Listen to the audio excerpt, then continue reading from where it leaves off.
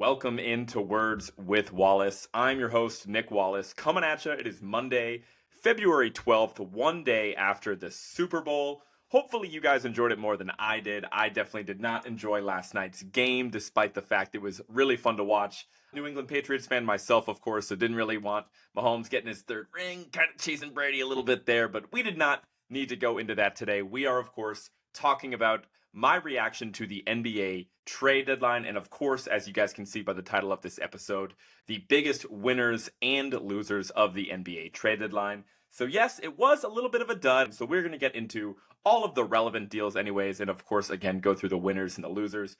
But before we get into that, today marks 1 year of Words with Wallace. I did come to you guys for the first time ever after last year's Super Bowl the day after. So just wanted to say thank you guys for anyone that has ever listened to the show, enjoyed the show, shared the show, told a friend, whatever. Definitely means a lot to me. There's a lot of you guys out there that listen. I know this isn't the biggest NBA podcast out there by any means, but for anyone that did show support, even if you just watch the reels, even if you just follow on social media, shoot me a like every now and again. Anything helps. And I don't know exactly how long I'm going to be doing this podcast for, but I can promise you guys, as long as I am doing this podcast, you're going to get my full effort and energy into this podcast. I'm going to be as diligent of an NBA fan, as diligent of an NBA watcher, always learning more about the game too. So whatever I learn, I will share here on this podcast, and just really appreciate you guys sticking with me, man. I know that there's a lot of incredible NBA content out there. So the fact that any of you guys choose to make this podcast a part of your weekly routine, or even if you check in every once in a while, definitely means a lot to me. So thank you guys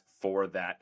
Definitely looking forward to finishing the year strong, to say the least. So without further ado, let's dive into the NBA trade deadline. And again, I know that the hype of the deadline did not quite deliver for a lot of you guys out there. I know there was a lot of hype about maybe the Lakers make a move. LeBron James is out there tweeting hourglass emojis. He's not exactly happy with the state of the team. You got guys like Donovan Mitchell that I reported months ago might be shipped before Thursday's deadline. And, we really didn't see any star players move, to say the least. We didn't have that one blockbuster. We didn't have that one massive move that came out of left field. But we did see a lot of the teams that are going to be competing for an NBA title in just a few short months really jockeying for position at the top, made some pretty relevant moves to kind of fortify their bench, fortify their roster, get that extra piece that they need that they believe will get them over the hump and contend for a title. And so there is still a lot to talk about. So again, I'm not going to go through every move. I think that would be pretty irrelevant. There were some kind of no-name moves out there that definitely is not worth the breath for me to go into them and kind of explain what exactly that represents.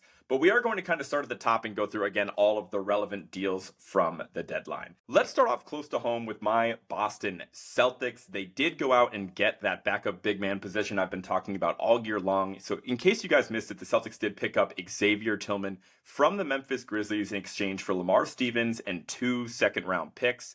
So I was on this one. I guess I technically got the final details of the deal wrong. I projected on my last podcast from last week saying that I thought the Celtics were going to go grab Nick Richards from the Charlotte Hornets in exchange for a first-round pick because Richards has a few more years left on his contract. But overall, I'm pretty happy with this deal, right? I know Tillman has been in some playoff games for the Memphis Grizzlies. He's been a pretty important rotation piece for them the past couple years, providing depth behind Jaren Jackson. Was a part of probably the highlight of the year when he jumped at Anthony Edwards and Edwards threw it off the glass and then dunked it. Was a pretty smooth take, so not going to hold that against Tillman because overall, again, I've been saying really all year long for this Celtics team that I felt like their number one priority before the deadline was to pick up that extra big, just because Kristaps Porzingis obviously has a very lengthy injury history and we really need him out there.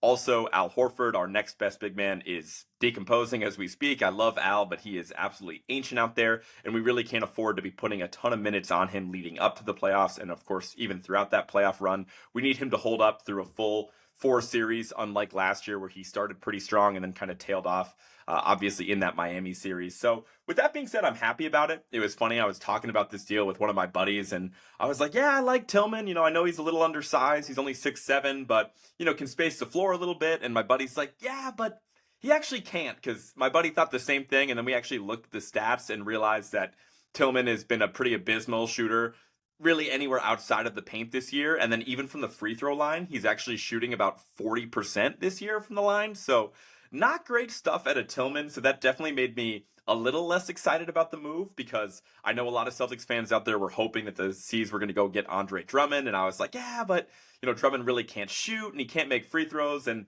But I guess Tillman can't either, and Tillman's 6'7", while Drummond is at least 7 feet tall and just feels like a monster out there. But whatever. Bottom line is the Celtics paid a very small price for Xavier Tillman, and they secured another backup big man that can give them hopefully better minutes than what Luke Cornett or Queta could provide for this team. So overall, it makes sense from the Grizzlies. They did not really need Xavier Tillman with the way their season is shook out, and for the Celtics to get that extra big instead of maybe an extra guard or an extra backup wing, I think they made the right decision prioritizing that big man spot. The next deal we have here was the Minnesota Timberwolves, again, one of the top seeds in the Western Conference all year long, adding backup guard depth.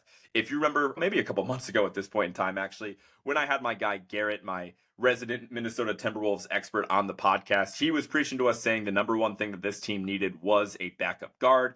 He suggested a few backup point guards, and Monty Morris is in that role, and that's exactly who they picked up. The Timberwolves did receive Monty Morris from the Detroit Pistons in exchange for Troy Brown Jr., Shake Milton, and a 2030 second-round pick. So again, the Pistons, they did not really need Monty Morris. I actually kind of forgot he was there, to be entirely honest with you. And he's a guy that's actually been in some big games for Denver. He obviously was not a part of Denver's championship run last year, but he was on the Nuggets for the previous few seasons before that. And Denver did have some postseason success, and Monty Morris was a part of that as a backup point guard. So for the Wolves to kind of fortify that position, they really weren't going to be able to go out there and get productive minutes in the playoffs, I don't think, from guys like Shake Milton, guys like Jordan McLaughlin's just too small. So having Monty Morris, having a guy that can shoot at a decent clip and run the offense off the bench, hopefully that helps out the Timberwolves, but I definitely like that move on paper at least. Moving on to the next deal, this one was actually pretty interesting. And again, we are starting with some of the smaller deals here. The Raptors acquiring Kelly Olynyk from the Utah Jazz.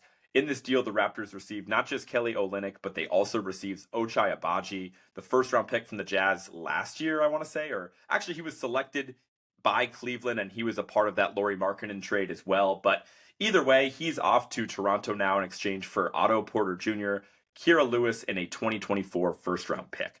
So it's a pretty curious move from the Raptors because you wouldn't really expect them to be giving up any draft capital at this point in time with the way that the Raptors season is projecting out. They've been pretty unsuccessful so far, we'll say, even after the trade deadline and the move to get RJ Barrett and Emmanuel Quickley. So it is interesting that maybe they just saw some value in Ochai Agbaji and Kelly Olynyk.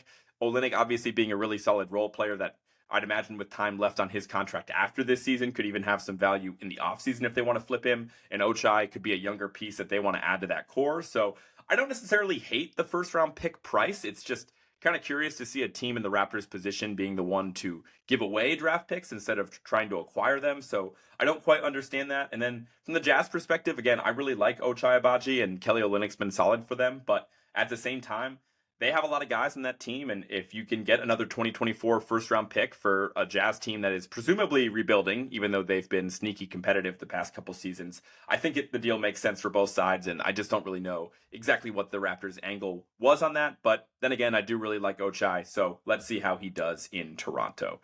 Moving on here, we actually are going to focus strictly on the Dallas Mavericks because they made 3 moves that I think were pretty controversial. I know Mavs fans out there on my Twitter timeline are certainly celebrating like they already should be scheduling the parade in Dallas in just a few short months. And then there's some other folks out there that are a little bit more critical of the Mavericks deals. The first deal was with the Oklahoma City Thunder, in which the Mavericks received a 2024 first-round pick, I believe, again, of the Oklahoma City Thunder. So that would project as a late first-round pick in this draft class, which, for the record, is projected out to be a pretty weak draft class, in exchange for a 2028 first round pick swap with the Oklahoma City Thunder. So again, I've been talking about this for seemingly the entirety of my podcast, that the Thunder have so many draft picks that they are going to have to start compiling some of these picks and exchanging some, maybe 2 crappier picks for a better pick, right? And that's kind of what the Thunder did in this situation, right? They recognized that their first round pick this year was not going to be that great of a pick in all likelihood. And so they opted to swap that pick in exchange for the option to have a literal pick swap in 2028 with the Dallas Mavericks. Because with the way that things are going for the Mavericks, Luka could be on a pretty short list of unhappy superstars that demands a trade within the next few seasons. So the Thunder are looking at it like, hey, there's a good chance that the Mavericks absolutely implode by 2028, and that pick could end up being a top 5, top 10 pick in the draft, but that's a gamble worth taking for the Thunder. So I kind of respect that move, and that's why the Mavericks were able to take a swap and turn that into an additional guaranteed first.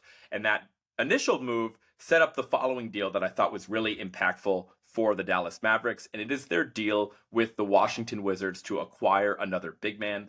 In this move, the Mavericks received Daniel Gafford in exchange for Richaun Holmes and a 2024 first round pick of the Thunder. Again, that pick that they just got from the Thunder. They packaged that pick with Richaun Holmes to then go and receive Daniel Gafford. So I like this move. I've obviously mentioned Gafford on the past few podcasts as a desirable backup big option that a few contending teams could look to pick up. He's a really talented shot blocker, despite being a little undersized. I want to say he's only like 6'9", 6'10" out there, but he plays a lot bigger than that on the court, plays with a lot of energy. He's a really great vertical threat as well, seems to get up pretty high on lobs and whatnot. So I understand why the Mavericks would look to fortify that backup big position. Lively has been really good for them this year, but he's been banged up a lot. Kleber's been dealing with his own injuries, and then Dwight Powell is just inevitable, right? Like, he always seems to be playing like 20-something minutes a game for the Mavericks, despite the fact that, again, I'm sure he's a good guy, but the brother stinks and does not belong in the NBA. So they needed to fortify that position, and in a nutshell, I like that move, right? Could that deal look really bad in a few years just because they basically took that pick and turned it into Daniel Gafford in exchange for what could end up being a lottery pick in 2028? Sure, but right now they're trying to keep Luka happy, so I don't hate that move within itself. And then finally, the third move, they actually swapped with the Charlotte Hornets to receive PJ Washington and 2 second-round picks in exchange for Grant Williams, Seth Curry, and their 2027 first-round pick en route to Charlotte. So again, the Mavericks, they signed Grant Williams in the offseason. I know that Grant Williams is a pretty polarizing player. He's definitely very hot and cold. I would know with him being a part of the Celtics team the last few years. But overall, I think Grant's a good player, right? You know what he's going to do. He's going to sit in the corner. He's going to shoot threes at a decent clip. He's going to give a lot of effort on defense. But he's been pretty bad for the Mavericks. I mean, let's call it what it is. Maybe it's him struggling to adapt and play alongside a really unique player in Luka, to say the least. Maybe it's just because he's a streaky shooter and he wasn't getting consistent enough minutes to really go out there and perform at a high level. I know it's probably tough for Grant having him come off the bench in favor of a guy in Derrick Jones Jr., who I don't really even understand why he's on an NBA team, let alone starting for the Dallas Mavericks all year. I just don't really know what he gives you at this point in time. But either way, it never really felt like Grant got a fair shot in Dallas after having a pretty hot start to the season. And then a few short months later, he's out. And I know the Mavericks are probably pretty excited about receiving PJ Washington, but that's just a guy that's been kind of rotting away in Charlotte. He's never played in any relevant games, where at least Grant Williams had a real moment in a playoff game where he literally helped them beat the Bucks and advance past the Eastern Conference Finals. I mean, Grant's has real playoff pedigree, unlike virtually anybody else on the Mavericks besides Kyrie and Luka. So for them to just ship him away in exchange for PJ Washington, and they had to give up Seth Curry, a guy I like, and again, was out of the rotation in Dallas. And most importantly, the first round pick in 2027 is one of the last first round picks that the Mavericks have on this roster.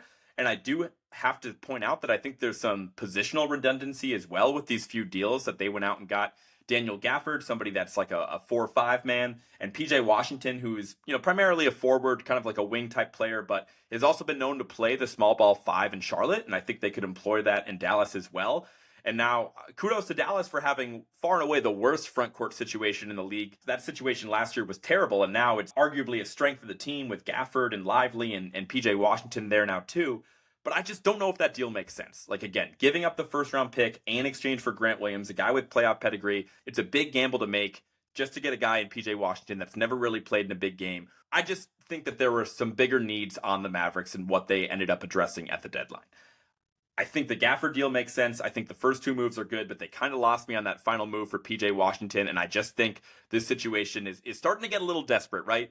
I was talking to my buddy Connor about this, and he's like, hey, it really does remind me of what that first stint in Cleveland looked like with LeBron, and the Cavs were scrambling. They were bringing guys like Shaq well past his prime, Antoine Jameson past his prime, Ben Wallace past his prime. And I know that these guys are young players and they're not washed up or whatever, but it's just a sign of a scrambling front office that is desperately trying to keep their superstar player happy.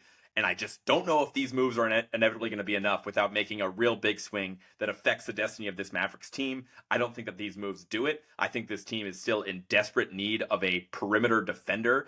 Like, when you look at them, who the Mavericks are going to go up against in the Western Conference playoffs, you're looking at guys like Devin Booker, you're looking at guys like Steph Curry, guys like De'Aaron Fox, Anthony Edwards.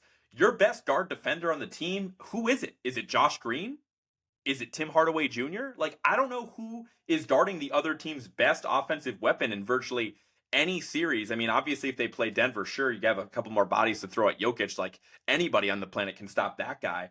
I just don't know exactly what the Mavs were getting at by not really addressing some of the perimeter defensive concerns in this team and going out and getting some solid assets. But I think for the price they paid, I don't know if it's inevitably going to be worth it. So, again, I don't necessarily hate the moves for the Mavericks because I do think they're a better team for right now, obviously, when the main thing that they gave up was draft picks and Grant Williams seemed to not be working out. But overall, I don't really love these moves for the Mavericks. I don't think they're necessarily a loser of the trade deadline, but it's just a situation to watch because the past 3 years, the Mavericks have convinced themselves that they've made massive swings at the deadline. A couple years ago when they traded away Kristaps Porzingis for Spencer Dinwiddie and Davis Bertans, like, that was a good move. Like, people still think that was a good move, which is insane, especially when you look at how good Kristaps has been this season. Then last year they make the gamble to pick up Kyrie, and then this year they trade away some draft picks in exchange for Gafford in Washington.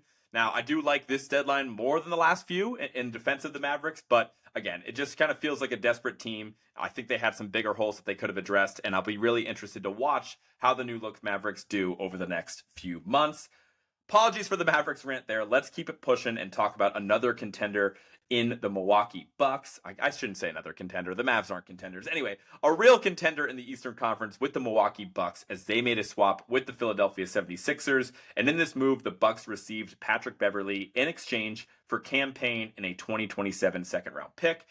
From the Bucks perspective, I think it makes sense, right? Obviously, defense has been the name of the game all season for the Bucks and how much they've struggled. Losing Drew Holiday in the offseason, you get a super watered down McDonald's Dollar General version of Drew Holiday and Patrick Beverley, I guess, in the fact that he's obviously a pretty feisty defender. Certainly not going to bring you really much of anything at the offensive end of the court at this point in time. But Pat Bev is good in the right situations, right? He can give the team a spark. He can certainly get the crowd involved as well. And he can certainly go out there and give 110% effort on defense. I think he's a better fit for that Bucks team than Cam Payne, although there are some question marks about the who's going to run the Bucks offense off the bench. We'll see what that looks like. It's also worth noting that if you're wondering why the Sixers would want Cam Payne over Patrick Beverley, the reason is because A, they picked up a 2027 second round pick, as I mentioned, but also the 76ers, I don't think they want to replace Pat Bev with Cam Payne. I don't even know if Cam Payne is going to get waived or what. But the 76ers are planning on signing Kyle Lowry if they haven't already. So Lowry is really the spiritual replacement to Patrick Beverley on that Sixers team. I think that's probably a net neutral, right? Like, I think both guys kind of do the same thing at this point in the career. Obviously, Kyle Lowry probably does it as a little bit higher level because he's been in bigger games. He is an NBA champion and even was a pain in the ass for the Celtics last year in that series against Miami. So that being said, interesting move that the Bucks fortify their defense a little bit there. Next deal we have on our list is another interesting one. I know we were just talking about a contender in the Milwaukee Bucks and some teams at the top, but I just thought that this one was interesting because ultimately it does affect who I believe is a contending team in the Western Conference. This was actually a deal between the Brooklyn Nets and the Toronto Raptors in which the Nets received Dennis Schroeder and Thaddeus Young in exchange for Spencer Dinwiddie. Now, this is notable. I don't really know what the Raptors got out of this deal. It was probably just some sort of cap relief, maybe getting under the luxury tax or some sort of tax penalty. Now, the Raptors, upon receiving Spencer Dinwiddie, actually immediately waived him, and he is planning to sign with the Los Angeles Lakers if he has not already. So let me just get this out of the way that, in a nutshell, I love that deal for the Nets, right? Like, obviously, removing the salary cap from this situation, I think Dennis Schroeder is a much more talented player than Spencer Dinwiddie at this point in time. Thaddeus Young is obviously the definition of a vet at this point that's played on a million different teams. So hopefully those guys can be like a steadying presence in the Nets locker room, even though the Nets are not going to contend for anything this season. I think it's a cute story, right? Everyone loves to talk about the Lakers and them getting another guard, but I just think Spencer Dinwiddie is easily one of the most overrated players in the entire NBA. He's one of my least favorite players to watch. If you play Spencer Dinwiddie, you're playing Spencer Dinwiddie ball. He doesn't give you really anything on the defensive end of the court. Sometimes it looks like he is, but he's really not doing anything on defense. His shooting numbers, I believe, are down pretty significantly this season, and the Lakers are going to be in a much better spot if they just get Gabe Vincent healthy, because he's going to be an infinitely better backup guard for that Lakers team than Spencer Dinwiddie will ever be. So I just wanted to mention it because Dinwiddie ended up on a contender, so it's worth noting exactly how that went down. But ultimately, I think it makes the Lakers possibly a worse team if he's out there on the court. And so I just wanted to put my little spin on that because I'm obviously not a Spencer Dinwiddie guy. Moving on, this was the deal in which the Knicks really fortified some scoring options off the bench in a deal with the Detroit Pistons. The Knicks received Alec Burks and Bojan Bogdanovic in exchange for Evan Fournier, Malachi Flynn, Quentin Grimes, Ryan Archidinakino or whatever, that dude from Nova, the short white dude, and then 2 future second round picks and cash considerations. So in a nutshell, the Knicks are getting 2 really solid scoring options. Again, Alec Burks and Bojan Bogdanovic, a guy that's been really coveted by a lot of teams out there. I think Bojan was putting up like basically 20 points a game for the Detroit Pistons. I know he missed a lot of time to start the year, but he's come in and even though he's like 34 or something like that at this point in time, shooting the ball at a really good clip, finding ways to get buckets. Burks has had some moments for that Pistons team as well. And I think for what the Knicks gave up, it really wasn't much, right? I mean, really, it's just a bunch of trash at the bottom of the rosters besides Quentin Grimes and a couple second round picks. I just don't really understand it from the Pistons' perspective at all. Like, I understand that you're a bad team and you're really just trying to accumulate young players and accumulate draft assets. And technically, you did that because maybe Quentin Grimes is a part of your future, but I'm not really sold on that. Like, Grimes is a feisty defender. You know, he can shoot the ball at a decent clip, whatever. But by the time that the Pistons are actually relevant, is a role player like Grimes really going to be a part of that picture? Probably not. And only getting a couple second round picks when you gave up 2 pretty solid assets that seem to have real buzz in the trade market, it just doesn't make sense, man. The second round picks are basically useless.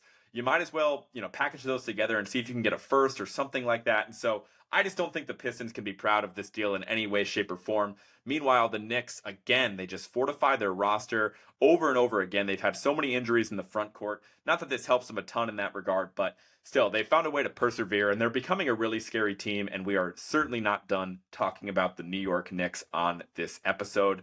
Moving on, I can't believe it's taken me this long to get to this deal, but the Thunder did go out and make a move, and it's actually a move that my guy Ian Kayanja basically predicted spot on. Really impressive stuff from him. When he was on the podcast a couple weeks ago, we were talking about potential trade targets for the Oklahoma City Thunder. I was been preaching to everybody who will listen that I think they should pick up another big. They did not do that. They listened to Ian's advice and actually received Gordon Hayward from the Charlotte Hornets in exchange for Micic, the point guard from Europe that they just started playing this season, in addition to Tre Mann, Davis Bertans, and a couple second round picks as well.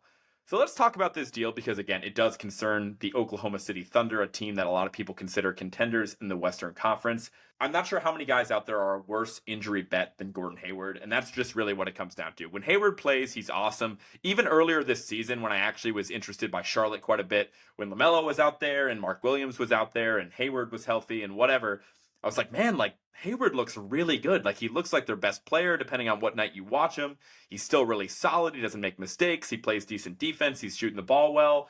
And then he's hurt again. And, maybe it was one of those phantom injuries where he wasn't really all that banged up and the Hornets were like, hey, we're going to trade you. Don't rush back. We're not playing for anything, whatever. But he just missed a shitload of time because of a calf injury at this point. Look, I get it. It was a pretty cheap price to pay. You used that Bertans contract. You didn't even have to give up any first round picks. But on the scale of needs on that Oklahoma City Thunder team, I'm going to say it until I can't say it anymore. A big man would have been way more helpful for that team. Having somebody to play alongside Chet, having somebody that can come off the bench, rebound the ball, protect the rim, lighten the load on Chet Holmgren so he's not getting absolutely pummeled by a guy like Karl Towns or Jokic or Rudy Gobert in the playoffs. I just think that would have made way more sense for the Thunder team. And instead you pick up a guy who, yes, he's played in some playoff games, and yes, he puts up good stats and he's always good when he's healthy. But like, Gordon Hayward, I would know better than anybody else that you can't trust him to be out there when you need it the most. I mean, look, if he is out there and assuming he is healthy, this could be a really crafty move for the Thunder. I just think they could have done this and gotten a big man. They could have done this and still used a first round pick to acquire a guy like Nick Claxton or something like that. And I think this would have made Oklahoma City a lot scarier. But look, if Hayward plays, who knows? He's talented enough to even be closing games for the Thunder, right? You put him alongside guys like Shea and Chet and Jalen Williams and Lou Dort, and he could fit right in and be a better shooting option than what they have currently in Josh Giddey. So I could see Hayward being really versatile for the Thunder, or I could just see him being hurt and not really being out there at all. So while I do like the move for the Thunder, I don't love it because I think they had bigger needs in the team. Similar to the Mavericks situation, would have liked to see them pick up a backup big instead. So where does all this leave us, right? You guys are probably a bit underwhelmed after going through the full list of all the transactions that took place before Thursday's deadline. And I told you, right? It wasn't the most exciting deadline, but I do think we have some takeaways as far as the biggest losers and the biggest winners of the deadline. Let's start off on the negative side of thing and talk about the losers. And I'm going to kick things off by discussing the Golden State Warriors. You guys are probably like, Nick, what are you talking about? You didn't read a singular transaction from the Golden State Warriors on Thursday, so how could they possibly be on the losers list? And that is precisely why, because they did nothing, and I felt like they really needed to do something. I don't want to spend too much time on this because I feel like I've talked a lot of Warriors this year and how they need to make moves, how they need to go all in. But I really do feel like they would have benefited from at least picking up another big man, somebody that can rebound the ball while hopefully still spacing the floor. And that clearly was not a priority for the Golden State Warriors.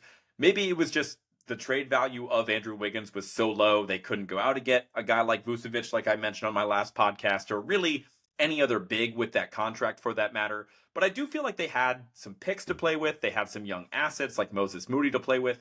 There were other moves besides just moving Andrew Wiggins in exchange for a big with a contract that would match that. But either way, the Warriors fell short. And it's just really frustrating to see. I don't feel like they need to make a move as much as I did maybe a month ago or so, mainly because Draymond has been playing at a pretty high level for the Warriors, getting him back in the mix. I think Jonathan Kuminga and his breakout over the last month is really no joke, right? He's been awesome for that team. So maybe they feel like they have the pieces internally to contend. And I don't entirely disagree, right? Like there is still a world where they put together a run and shock everybody, but I do feel like it's really unlikely. And I'm not nearly as scared as Golden State as I've been in past years. And I think just a large part of it is the size and the fact that they almost have too many guys, right? Like even if you did like a 2-for-1 or a 3-for-1, Golden State had the bodies to do something like that. Like there's going to be a lot of guys that are out of this playoff rotation that might shock somebody.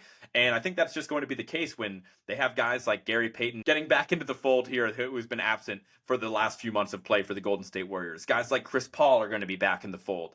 You know, they have just a lot of guys in this team, and I think they would have really been benefited from getting another big man, and they didn't do that. So I think because of the pressure that the Warriors were under with Steph's prime kind of coming to an end here and he's still playing at such a high level, it would have been really nice to see them go out there, leverage some of those picks, leverage some of those young assets and make themselves more competitive for the remainder of the season. But ultimately, they didn't do it. So the Warriors are definitely on my losers list. The next loser we have on this list is going to be the Oklahoma City Thunder. Now, I went back and forth between the Thunder and maybe the Mavericks because we've already talked about how I didn't really love those moves. But at least the Mavericks went out and took a swing, right? At least they went out there, probably made their roster better than what it was before the trade deadline. And I can't say with confidence that the Thunder did that.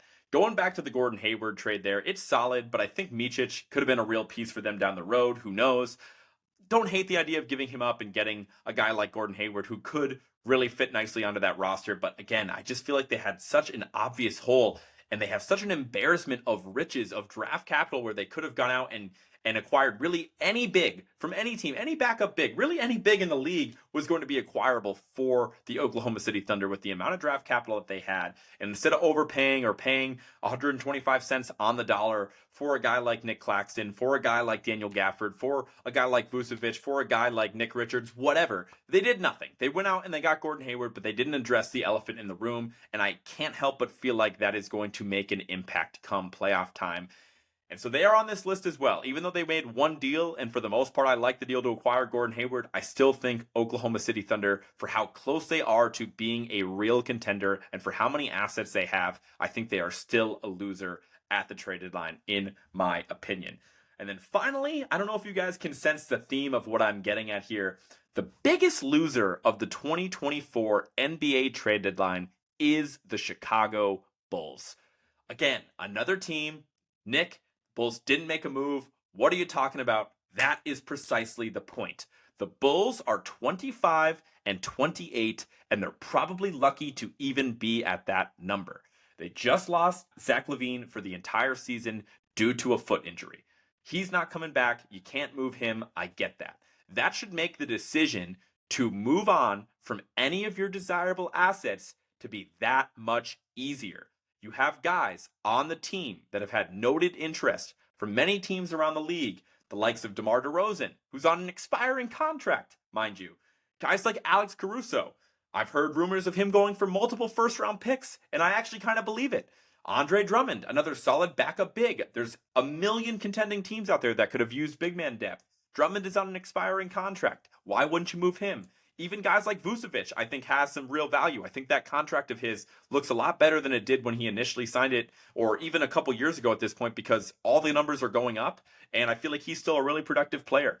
I just don't understand what the Bulls are thinking. The worst place to be in the NBA is in the middle, is in purgatory, exactly where they are. 25 and 28. Not bad enough to bottom out and get a high lottery pick, but not good enough to be anything more than a play-in team. Like, why are you trying so desperately to hold on to the number 9 seed in the Eastern Conference? It just doesn't make any sense. And I felt like this would be the year that they finally came to terms with, like, hey, look, the season's not all bad. Even though Zach LaVine got hurt, even though we're virtually in the same spot we were last year, it's not all bad. Coby White's having a real breakout. He has some real most improved player buzz. Like, the season is not a total failure. Maybe he's a guy that you can develop some things around. I'm not that bullish on him, but whatever. Maybe Lonzo's walking. That's great. I mean, he basically couldn't walk before this season. It sounds messed up, but it's true. He was on a court shooting around. Maybe he comes back. I don't know. There are some positive storylines out of Chicago. And so I felt like this might be the year that they come to terms with exactly where this team is at and just made the decision to move on from all their desirable assets, and they did nothing. And you know there were some teams out there trying. You know teams called about Drummond, about Caruso, about DeRozan. Maybe they called about Vucevic. I don't know. But they had at least 4 really desirable assets on their team that could have plugged in nicely on many teams out there that are trying to win championships. And the Bulls did nothing. And all they're going to have to show for it is maybe some games in the play-in if they're lucky. So they are my biggest loser of the trade deadline. No doubts about it. Let's move on, get a little bit more positive, and talk about the winners. So winners I'm not as passionate about, but we are going to start things off with the Boston Celtics, a little homer, tip of the cap to my team, because look, I went out there, I said, hey, they're a team with a weakness. We can all see that the weakness is the backup big position. They went out, they packaged together some useless, worthless second-round picks, and they acquired a player that's played in real games, that is a solid backup big man for decent teams over the past few years, and can come in, address the problem, and strengthen the backup big position. I've talked enough about it. I think it's a big W for the Celtics. The next winner that I have here is the Minnesota Timberwolves. Again, similar situation. I talked about this with Garrett a couple months ago at this point in time. He felt like they needed to get a backup point guard, somebody that they could trust to handle the ball and get them good shots at the end of games if something happens to Mike Conley, to slow down the pace of the game. Especially in the playoffs, it's important to really prioritize shot selection, especially with a young team. And I think Monty Morris is the perfect guy to fit in on that Wolves roster. And again, they're a team that I was critical of that I don't think is a real contender in the West. And they went out and they made a move that said, hey, we didn't have to give up anything crazy, but we addressed a weakness. We're a better team than what we were a few weeks ago. And I think that because of that, I give the Wolves the benefit of the doubt. And I think they are definitely a winner of the trade deadline. And finally, the biggest winner of the trade deadline, in my opinion, is the New York Knicks. I think what the Knicks have done, not just on Thursday in their deal to acquire Bojan Bogdanovic as well as Alec Burks, not just that deal, the deal to acquire OG Anunoby, I'm going to kind of lump in with this because, again, it was a pretty slow trade deadline, so bear with me. But I feel like that move was just awesome for them. It's not even debatable at this point in time, right? I said it at the time that OG Anunoby is the best player in that deal. That has proven to be true. Hopefully Tibbs doesn't kill the guy because he's playing literally 45 minutes a game and he's already been banged up the last couple games and whatever. But OG is unbelievable. He makes lives of the other team's best player an absolute hell out there. He is giving 110% effort on both ends of the court. He's shooting the ball at a really good clip as well. I think there were some question marks last year. I was like, look, I know everyone says 3-and-D, whatever, but is he really even a good enough shooter to warrant that? So far in the Knicks, he certainly has been. And so when you combine that move with going out and getting guys like Bogdanovic and guys like Alec Burks who can get buckets and has even already had a stint with the Knicks have like a real 10-man rotation at this point in time when everybody's healthy. And assuming they bring back Mitchell Robinson and, guys like Hardenstein is there and that front court depth comes along, they are an absolutely terrifying team. And I really did not think I would ever be scared of the New York Knicks. I put them in frisky just a couple weeks ago on the, tier rankings because I didn't feel like they were that legit of a team. And I never am really going to take them seriously as much as I like Jalen Brunson. But they didn't need to make some big flashy swing for a third superstar or even upgrading the Julius Randle spot. No, they just needed a player that was really going to complement their best player in Jalen Brunson, fit seamlessly alongside the guys that they have in place, and fortified their bench with a few guys that can create their own shot. Because we do see that the Knicks have warts, right? Just a couple weeks ago, I was really dialed in for a game in which they played the Los Angeles Lakers, and the Lakers actually got the win, in large part because the Knicks started hot and then just they double teamed Brunson down the stretch and threw a lot of different coverages at him and really shifted their entire defense to Jalen Brunson. And Brunson had nobody to turn to, right? OG was banged up. Randall's been out, and it's obviously was a diminished version of the New York Knicks. But you saw that there was nobody else in that team besides Jalen Brunson that could do anything to create their own shot. And now I think you brought in at least one guy in Bogdanovich and maybe two guys in Burks that can do that, especially when you're going to get OG Anunoby, Julius Randle, and Mitchell Robinson back in the fold. They are more than a frisky team. If I were to re-tier them, I still put them in one piece away because I'm not entirely convinced they're real contenders in the Eastern Conference, but they are as scary as they're scarier than Philadelphia in my mind. I'll go out and say that.